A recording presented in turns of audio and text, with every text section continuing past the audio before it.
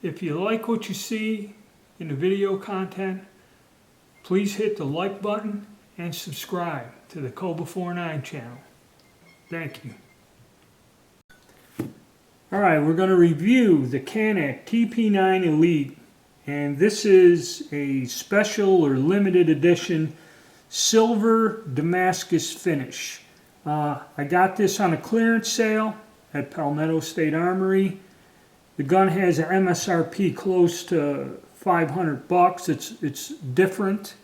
You don't see a lot of people reviewing this gun. There's one or two videos out there on YouTube because I guess this is a more expensive model. The MSRP is close to $500 as compared to a little bit lower for the standard models of this gun. And Palmetto State Armory had a clearance sale. They're still available. I just went to the website. $350. Okay, and in the end, after paying shipping, handling, sales tax, I ended up $415, which anyone else selling these, it's like $430 or $4 something to get one of these limited edition models. So let's take a look at what we have here. Okay, we open it up. Now the Caniks, even though they're a bit more expensive, you know, these ain't $240 guns or rebates. You get a nice hard case. It's pretty sturdy, durable, and you got your cleaning rod and a brush.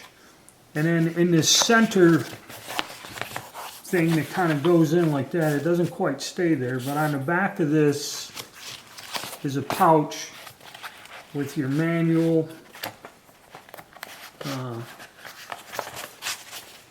your printed owner's manual. You don't have to download it like the other ones. A couple cards, paperwork, join the NRA, and they give you this, because this disassembles a little different. They give you this card here that shows you the quick disassembly, reassembly with photographs. Okay, slide this out of the way. Now we have our pistol here. And the thing about Caniks, even though it's more expensive and it is the most expensive one out of the group, there's several features about it that make this buy really outstanding. We'll go over them here in a minute. Alright, so what you get with this, we'll go over the inconsequential things. You get a lock, and there's the quality symbol that should be on the trigger, that little green thing in the bottom. Now a lot of these budget guns, they get you by giving you just one mag. And this is a 15 round mag with an extension. We'll set that aside when we take a closer look at the gun. And as you see, I have the whole tag and that on there. This pistol also compared most of the, I think the reason most of these guns are being sold at such a low price is because they don't have the slide cut out for the reflex sight. This gun does. So along with the standard stuff, you get another interchangeable back strap, which like on all these Turkish pistols, a pin drives it out. Now, if you notice, this has a pinky rest on the bottom of the mag in the gun. They also include, if you want to get rid of that and even make the profile smaller, they also give you a base plate to where you can remove the pinky rest one.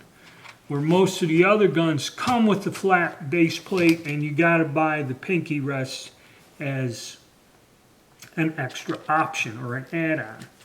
Also, because it is cut for the sight, they include with it the wrenches you need. There's wrenches and screws in there. I'm not going to take them out. You can go look at somebody else's video. And they give you a plastic base plate for the sight. All that, all in all, and then, like with all Caniks, you do have a holster in here with this. This is fitted pretty tight. It comes with a holster. So you get the back strap, floor plate, plate for the sight, all the wrenches and tools for the sight cleaning gear up top. So now let's look at the gun. And like I said, it comes with 2 mags. So this holster, we'll review this quickly and get it out of the way.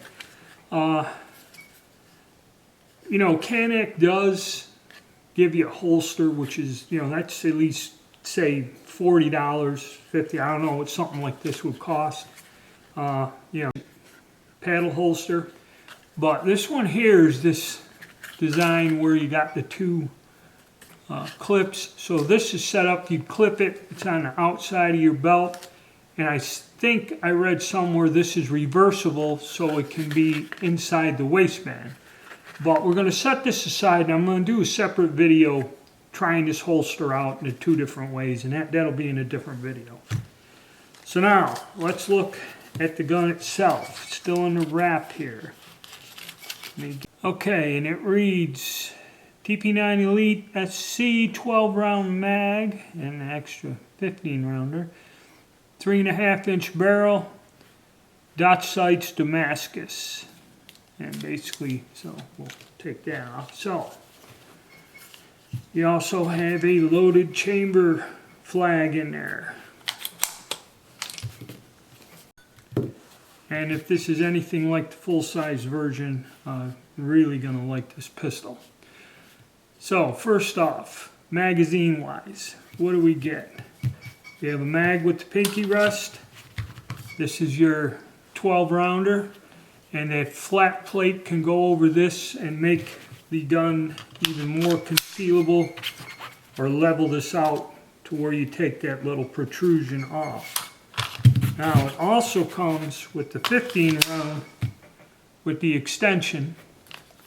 So now you got a solid grip on there. But the only thing is, a lot of people, this little gap it creates here at the bottom, people actually make something to fill that gap in. That may be a problem. There's about the only complaint about this gun. Okay. Sight-wise, blacked out rear, and the dot that seems to be popular. As for your controls, all you have is the slide release. There is no manual safety. You have the blade safety here. Now, you also have a loaded chamber indicator, which some people like, and like I said, the thing about this, which makes this more of a value, is this pistol comes cut out for the rear sight, the optical sight, which a lot of these discount guns or these budget on sale guns, the reason they're on sale is the new models they're bringing out this year are set up for the sight. This is the only one I have out of the whole bunch that is set up for the RMA sight. Now you got an ambidextrous slide release on both sides, which is pretty big, you know, and that is, let's get the mag, and that is easy to grip and get your hand on, okay, somewhat. That's what our other gun was bragging about. And the sights are driftable, so you can change them, remove them. I don't know if there's anything available. And you have the little red dot striker fired cocking indicator, okay, which is another feature. And this is a single action only pistol, so it's single action striker fired. For those of you that don't like manual safeties, grip safeties, all you have is your blade safety. It does have 2 back straps, which, like most Turkish pistols, you drive the pin out and replace it. I looked in the box. It says large, so this must be the small one on it as it came. Alright, even though this is considered a subcompact for concealed carry and all that other stuff, it's still got a good size to it. Okay, it's bigger than the GX4. And it's probably, I think, a little bigger than a GC3. I will do a video comparing all the guns size-wise and that together. The mag capacity of 15 and 12, you know, is that 12? Yeah, it's 12. Okay, so that puts it on par with the GC3. And granted, like I said, you got the pinky extension, and you can put on the other floor plate, and you got the extended mag in the package. You don't have to buy these separate. Okay, the other guns might have a lower price point, but all this stuff, you got to buy extra. So this is where your value starts coming in. So basically all your standard features. Now this one here, I guess the takedown is a tad bit different. So what you would do is draw it back a little, grab down on these 2 points, and pull the trigger or whatever. And this one, you got to lift it off. Okay, the other ones slide out. What's different about this is it goes up a little bit, disengages, and you just pull it straight off. So, looking at the inside, even though it doesn't look like it, this is all metal. This is all metal here. This is all metal here. Okay, it kind of blends in with that plastic, but that is steel, the frame inside there. So they're a little bit bigger than most of the normal ones, so you got a lot of support, stability in there. This is what the bottom of the slide looks like. And, you know, standard stuff.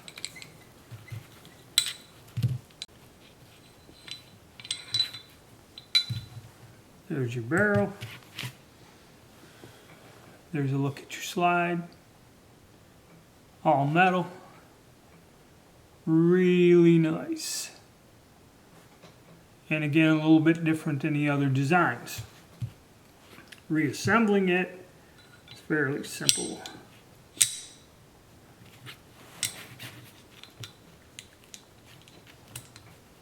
Now getting it back together, this is where them instructions and why they put it on there is, like I said, most of the other guns you would just line it up down here and slide it, but this you have to catch it, I guess.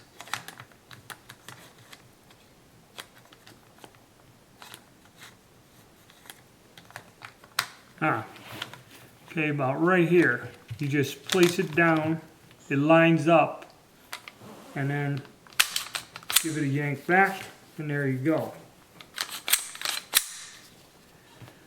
So, now it just comes down to us going out and shooting it. I'm not going to really cover this sight mount because I don't use them. I don't know what fits on there. But the thing is, you know, this has become extremely popular. People want guns, and all the companies are changing their models to where they have the slides milled out for the reflex sights. So this is the only one out of the bunch that's set up that way. You know, trigger pull on these guns are generally good. They're well liked. Canik is really coming across in the market. There are other Target versions and competition versions which go well into like $700-800. But this is a popular pistol. Still has Century Arms as the importer on there. Even though these were a distributor special from somewhere, but still, at that, you know, at 3.5, that's a steal, man. That is a nice gun. And we'll get out here soon to the range, get some rounds down through it, and compare it to all the other pistols I have in my little collection now going on.